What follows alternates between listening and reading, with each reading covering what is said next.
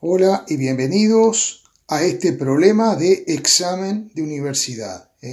Dice, sea un tablón rectilíneo uniforme de longitud D y masa M, cuyo espesor es lo suficientemente pequeño como para no considerarlo en la aproximación de este problema. El tablón, que inicialmente está en el suelo, horizontalmente, es izado aplicando una fuerza de módulo F en uno de sus extremos, de manera perpendicular al mismo, manteniéndolo inmóvil inclinado un ángulo alfa con el suelo. Y luego hay una serie de preguntas que las iremos viendo en el desarrollo del problema. Pregunta A. Dibuje de manera esquemática las fuerzas involucradas para un ángulo alfa cualquiera.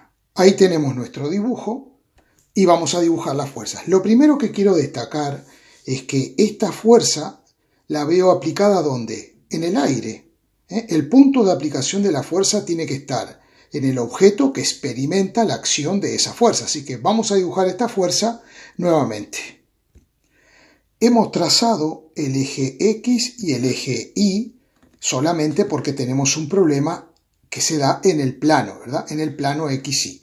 Bien, ahora vamos a dibujar las componentes de esta fuerza en la dirección paralela al eje X y en la dirección paralela al eje Y. Para eso habrá que trazar una proyección paralela al eje X y otra paralela al eje Y.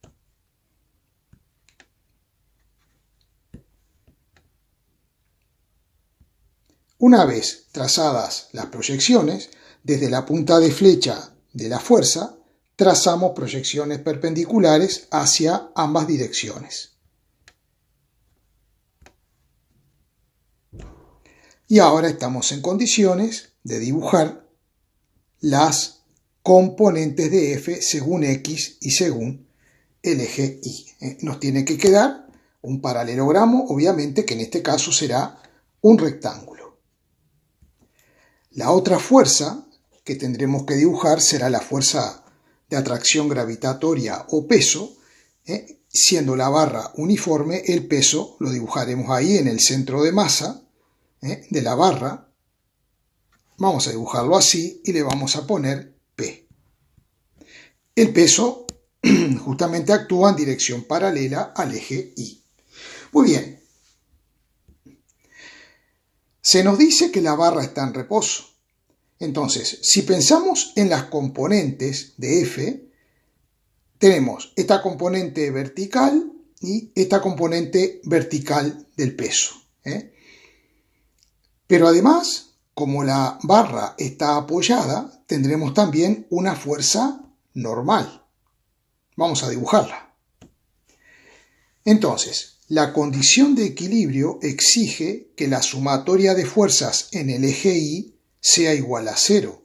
Es decir, que la suma de esta componente, que le vamos a llamar F sub I, más esta componente, esta normal, más el peso, la suma de estas fuerzas, vectorialmente tiene que ser 0. Y además, la otra condición de equilibrio del sólido rígido es que la suma de los momentos respecto a un punto cualquiera también tiene que ser 0. Por ejemplo, ese punto puede ser este punto de apoyo o cualquier otro punto. Puede ser este, por ejemplo, donde está el peso, o este, o cualquier otro. No tenemos restricción respecto a eso, solo que a veces lo elegimos de forma más inteligente, el punto respecto al cual calculamos los momentos, de acuerdo a la fuerza que queramos calcular o a la fuerza que no nos interesa, por ejemplo. Bien, pero hay una cosa. Aceptando que la sumatoria de fuerzas en el eje Y es 0, lo mismo debería ocurrir en el eje X. Pero vemos que esta componente, que le vamos a llamar ahora F sub X, en mi dibujo no aparece equilibrada por ninguna otra fuerza. Entonces, ¿qué es lo que necesitamos? Una fuerza que tenga sentido opuesto e igual módulo a Fx. ¿Dónde estará esa fuerza? Estará aquí. Como hay un coeficiente de rozamiento, evidentemente necesitamos una fuerza de rozamiento para que la barra esta no se nos venga para acá al levantarla. Entonces, a esa fuerza de rozamiento simplemente yo la designo siempre con la letra F minúscula. Y hemos contestado a la parte A. Para alfa igual 0 grado y siempre en condiciones estáticas, determine B el valor máximo de la fuerza F y el módulo de la fuerza normal N con el suelo cuando esa fuerza F es máxima. Bien, tenemos nuestra barra horizontal apoyada en el suelo en equilibrio estático. Hemos dibujado los ejes X e Y y ahora lo que tenemos que hacer es dibujar las fuerzas. Entonces, cuidado con esto. Tenemos la fuerza peso, vertical y hacia abajo. Vamos a agrandar un poquito nuestra figurita. Así. Ahí. Vale. Vamos a ponerle P. Por otro lado, la fuerza, la fuerza F la vamos a aplicar aquí, ¿verdad? Entonces vamos a ponerle simplemente F. Muy bien. Y ahora pensemos una cosa. Pensemos una cosa.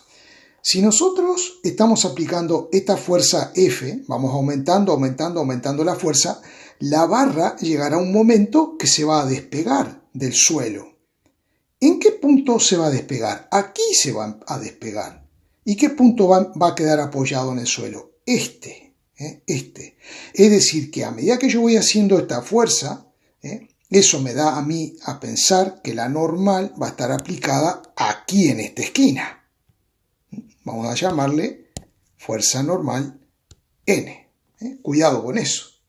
Bien, y ahora entonces tenemos que aplicar las condiciones de equilibrio. Las condiciones de equilibrio, ya sabemos, es que la sumatoria de fuerzas tiene que ser 0 por un lado y la sumatoria de los momentos respecto a un punto que elegimos nosotros libremente tiene que ser 0. Como yo quiero vincular F, que quiero que sea máxima, y luego me pregunta la normal para ese valor de F, me interesa calcular el momento respecto a este punto donde está el centro de masa, donde está aplicado el peso, porque el peso en sí es una cosa conocida que esto no me va a afectar, ¿no? Entonces tendré que trazar los brazos de palanca respecto a cada fuerza. Respecto a la normal, el brazo de palanca es este, y vale D sobre 2, ese es su módulo. Y el otro brazo de palanca será este. Ambos valen D sobre 2. Bien, y entonces ahora vamos a aplicar las condiciones de equilibrio. La primera es sumatoria. Vamos a cambiar de color. Ahora, sumatoria de fuerzas en X igual a 0. Eso se cumple porque no tenemos ninguna fuerza en el eje X. Sumatoria de fuerzas en el eje Y igual a 0. Muy bien, en el eje Y es donde tenemos nosotros nuestras fuerzas. La normal apunta hacia las Y positivas. La escribimos como NJ, multiplicada por el versor J, que nos identifica justamente el eje Y. El peso, menos PJ, porque apunta hacia las Y negativas. Y la fuerza F, más FJ, y todo esto tiene que ser igual a 0 o el vector nulo, que es lo mismo. Bien, entonces, ¿cuál es la relación de módulos que sacamos ahí? La relación de módulos que sacamos de ahí es que N menos P más F es igual a 0. Entonces puedo poner que F es igual a P menos N y ahora me voy a guardar esto.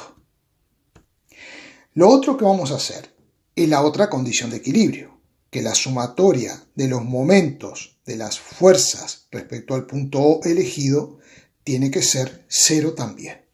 Entonces, la sumatoria de los momentos de las fuerzas respecto a O será el momento de la normal, que será igual a menos D sobre 2I. ¿Por qué?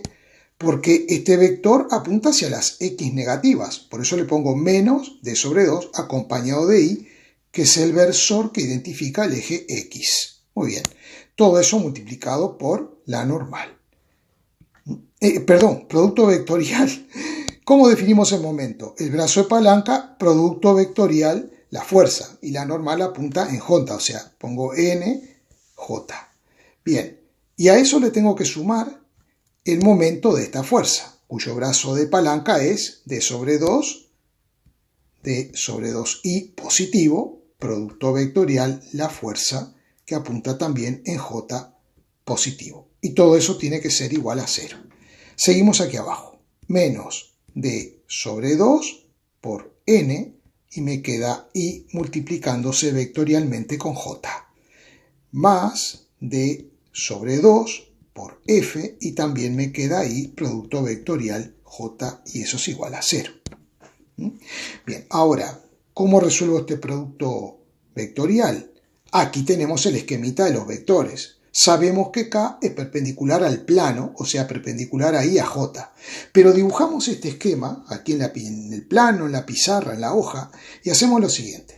Si hacemos I por J, nos estamos moviendo en sentido antihorario. I por J me da K. J por K, que me da I, y K por I, J. Es decir, que cuando nos movemos haciendo el producto en sentido antihorario, nos da el otro vector. Y si nos movemos en sentido horario, por ejemplo, J por I me da menos K. Esa es la reglita. I por K menos J, K por J menos I. O sea, en sentido antihorario, el producto de dos vectores me da el siguiente vector, y en sentido horario me da el opuesto del siguiente vector. Por lo tanto, I por J es antihorario, o sea que esto nos queda K. Y en definitiva, esto nos está quedando, si transponemos, nos queda que D sobre 2 por F en K va a ser igual a D sobre 2 por N en K. Y por lo tanto, sacamos esta relación muy importante. Y es que si podemos simplificar D sobre 2, a ambos lados el signo de igual, y entonces nos queda que F es igual a N. Y eso también nos lo vamos a guardar. Tenemos la ecuación 1 y la ecuación 2. Entonces, ¿qué podemos hacer aquí? Ponemos F es igual a P menos N, pero N es F.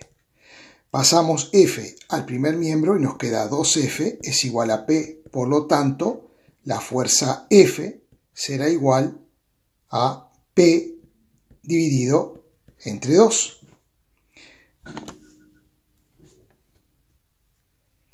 Entonces la normal, como me queda igual a F, será igual a P sobre 2.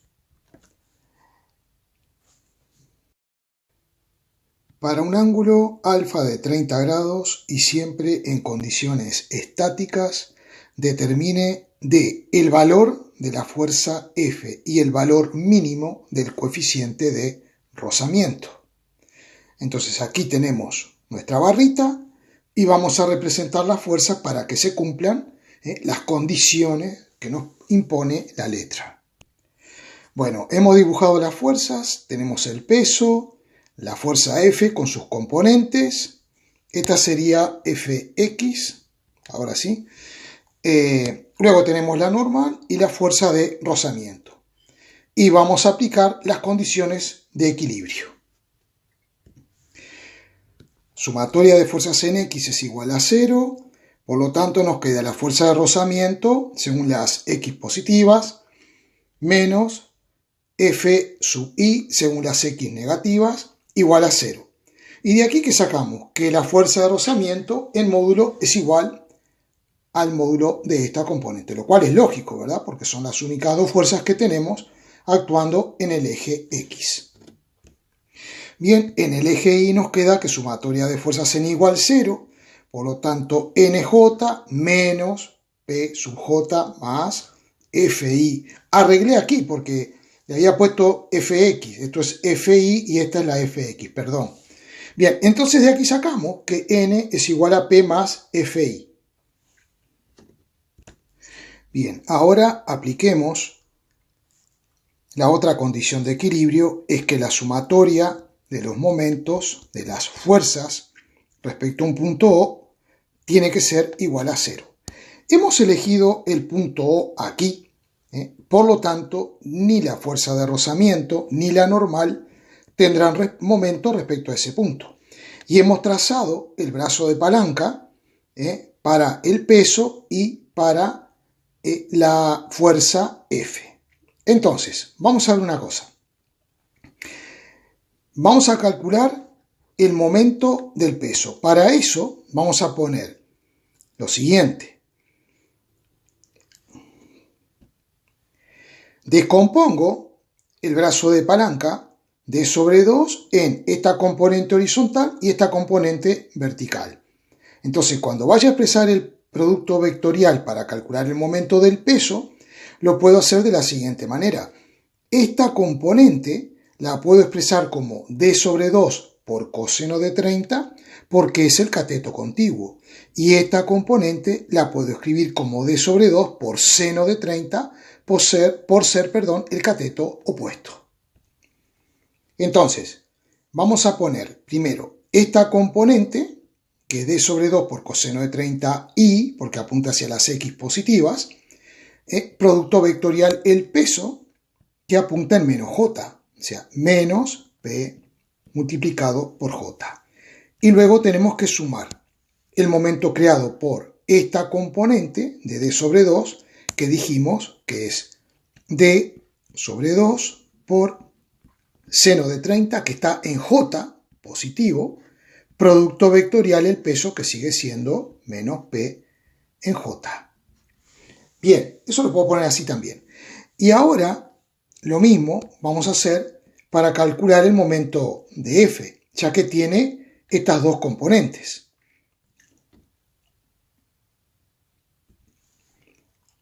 Esta distancia es D, que la puedo descomponer en esta componente horizontal, que será D por coseno de 30, por ser cateto adyacente, y esta componente la voy a poner como D por el seno del ángulo 30 por ser el cateto opuesto. Entonces voy a poner un más, porque no tengo espacio, entonces me va a ir quedando lo siguiente. Me va a quedar D, como dijimos, por coseno de 30 y producto vectorial primero por fx y luego por fi, porque tenemos dos componentes. Y fx apunta según las x negativas. Por lo tanto, pondremos producto vectorial fx menos y. Y ahora tenemos que hacer lo mismo, más d coseno de 30 y multiplicado por f sub i, producto vectorial f sub i j positivo. Y tenemos que seguir ahora, porque ahora tenemos que hacerlo con esta componente. Entonces nos quedará, voy a ponerlo aquí abajo, más, sería esta componente, dijimos que es d por seno de 30. D por seno de 30 grados en j, producto vectorial f sub i, que está también en j. Y ahora más d por seno de 30 multiplicado vectorialmente por ¿quién? Por fx.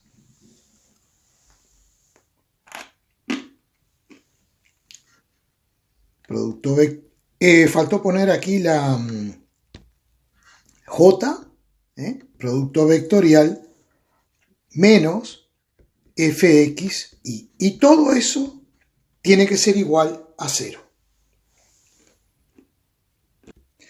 Bueno, ahora nos vamos a dedicar solamente a los cálculos. Esto traíamos de lo anterior.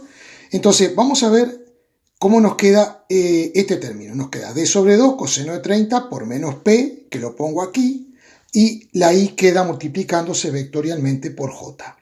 Luego aquí lo mismo, d sobre 2 seno de 30 por menos p, lo pongo aquí, y que queda multiplicándose j por j. Bien, y lo mismo aquí abajo. Todo esto es lo que aparece aquí, donde se me queda multiplicando i por i, y luego aquí i por j. Y aquí abajo me queda j por j, como podemos ver, y luego me queda j por i. Entonces, recordando la reglita para el producto vectorial, tenemos i por j, sentido antihorario. Eso me da k.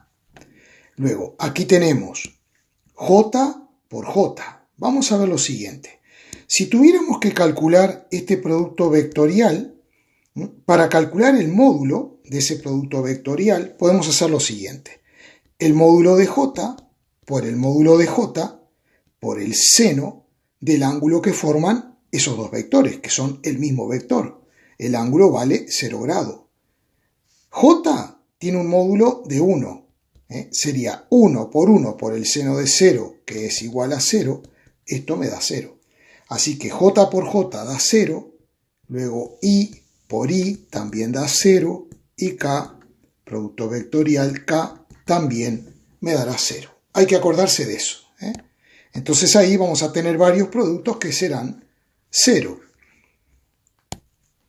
Como esto es 0, este término ya no lo vamos a tener en cuenta. Aquí abajo, lo mismo, I por I, esto me va a dar 0. ¿Qué más? Y aquí tenemos, aquí abajo, J por J, que también nos dará 0. Entonces vamos a ver cómo nos queda en limpio al final eso. Notemos lo siguiente, que aquí tenemos I por J, que me da K, y es este término. Pero aquí tenemos J por I. Si hago J por I, me estoy moviendo en qué sentido? Horario. Eso me da menos K. Y con este menos por menos, me queda más D por seno de 30 por Fx y según K. Entonces ahora nosotros podemos relacionar los módulos de estos vectores. Con lo cual, finalmente, tendremos esto. Lo que podemos hacer es dividir ambos miembros de la igualdad entre D y por lo tanto se nos simplificaría D, porque recordemos que 0 entre D también nos sigue dando 0. Ahora continuemos con lo siguiente. Aquí tenemos la fuerza F con sus componentes y veamos lo siguiente. Este lado, o sea, FI, es perpendicular a este lado del ángulo de 30. Y luego, la fuerza F es perpendicular al otro lado del ángulo de 30. Por lo tanto, podemos afirmar que este angulito es de 30 grados. Y como esta figura es un rectángulo, Fx, que es este lado, es igual a este otro lado Fx. Por lo tanto, podemos plantear tangente de 30 grados, que es el cociente entre el cateto opuesto, que sería Fx, dividido entre el cateto contiguo, que es Fi. Y esta tangente sería tangente de 30, ¿no? Tangente de 30 grados. Así que ahora tenemos otra relación más. Y nos queda despejando que Fx es Fi por la tangente de 30, que es 0,58. ¿Qué podemos hacer ahora? Sustituir aquí Fx y podemos calcular Fi.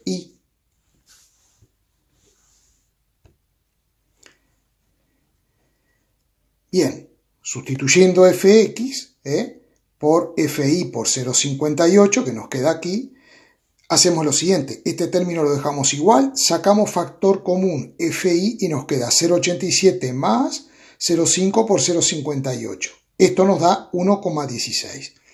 Si despejamos Fi, transponemos menos P por 0,87 que pasa positivo, y este 1,16 que está multiplicando Fi pasaría dividiendo, ¿verdad? Entonces al final nos queda P por 0,75 y como 0,75 son 3 cuartos, nos queda que Fi es 3 cuartos de P. Y ahora, ¿qué podemos hacer con esto? Podemos calcular Fx. Para calcular Fx simplemente es Fi, que es 3 cuartos de P, por 0,58. Redondeando, esto nos da 0,44 P. Por lo tanto, ya tenemos la fuerza de rozamiento. El módulo de la fuerza de rozamiento, que es igual que el módulo de Px, es 0,44 multiplicado por P. Pero también podemos averiguar la normal.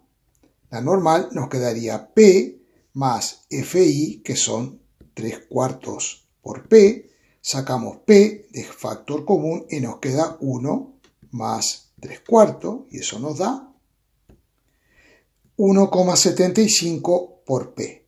Bien, entonces, podemos calcular el coeficiente de rozamiento. Ya sabemos que el módulo de la fuerza de rozamiento es el coeficiente de rozamiento por la normal. Y por lo tanto, si despejamos el coeficiente de rozamiento, nos queda la fuerza de rozamiento, que es 0,44 por P, dividido la normal, que es 1,75 por P. P entre P nos da 1, así que el coeficiente será 0,25. Y ahora tenemos que calcular el valor de F, pero no tenemos ningún problema porque tenemos Fx y Fi. Entonces F la podemos indicar o bien con sus componentes o calcular directamente su módulo. Vectorialmente nos queda Fx, que apunta hacia la x negativa, que vale su módulo 0,44p, ponemos menos 0,44p y la componente en y apunta hacia las y positiva, ponemos más 0,75pj. Y si quisiéramos calcular el módulo de la fuerza F, no tenemos ningún problema. Simplemente aplicamos Pitágoras. Sería menos 0,44p al cuadrado, que al final sería 0,44p al cuadrado, más 0,75, esto es al cuadrado, al cuadrado por p al cuadrado, y haríamos lo siguiente. Vamos a borrar esto ahora. Haríamos lo siguiente. Nos quedaría f es igual a la raíz cuadrada de p al cuadrado de factor común. Entonces nos queda 0,44 al cuadrado más 0,75 al cuadrado. Vamos a borrar un poquito esto, así. Perfecto. ¿Cuánto es la raíz cuadrada de p al cuadrado? Es p, se nos va fuera de la raíz. Por lo tanto, nos queda hacer la raíz cuadrada de 0,44 al cuadrado más 0,75 al cuadrado. Finalmente, esto nos da 0,87 por el módulo de P. Bueno, estuvo lindo el problemita, espero que se haya entendido. Como digo siempre, si les ha gustado el vídeo, me pueden dar un like porque con eso me ayudan a mí a que el canal crezca. Y también suscribirse, por supuesto, y activar las notificaciones para cuando suba un nuevo vídeo. Bueno, muchas gracias.